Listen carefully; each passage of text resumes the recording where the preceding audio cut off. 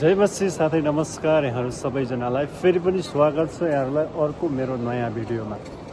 म अहिले अबुधाबी एयरपोर्टमा छु। हामी घर जाने क्रममा मसँग साथीहरू पनि हुनुहुन्छ।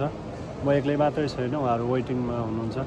थाक्नु भएको छ। अहिले लगभग हामी रातिको 11:30 भयो अनि हाम्रो फ्लाइट चाहिँ मर्निङ 3:30 को चाहिँ छ अनि हामी त्यतिन्जेलसम्म चाहिँ वेटिङमा बस्छौँ। अनि अहिले चाहिँ यो यसो कफी पनि खानुपर्छ भनेर चाहिँ अलिकति यता छेउमा आछौँ अनि यही कफी पनि पाउँछ है। अलि यहाँ महँगो छ तर हामीले कफी चाहिँ मैले कोल्ड कफी चाहिँ मैले ल्याएर आएको थिएँ अनि मैले उता राखेको छु। तपाईँ हेर्न सक्नुहुन्छ। हामी घर जानलाई एकदमै आतुर पनि छौँ, खुसी छौँ है, एक्साइटेड छौँ। अनि भोलि छिटै हामी नेपालमा भेट्छौँ। फेरि पनि भोलिबाट चाहिँ नि नेपालका केही भिडियोहरू म फेरि पनि यहाँहरू माझ राख्ने प्रयास गर्नेछु।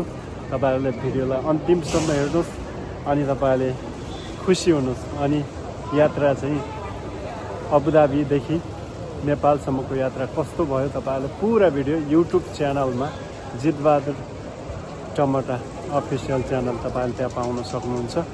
म यो भिडियोलाई अथवा यस्तै भिडियोहरूलाई चाहिँ नि म फेसबुकमा हाल्ने पनि गर्छु र फेसबुकमा हाल्दै गर्दा यहाँलाई म लिङ्क पनि सेयर गर्नेछु।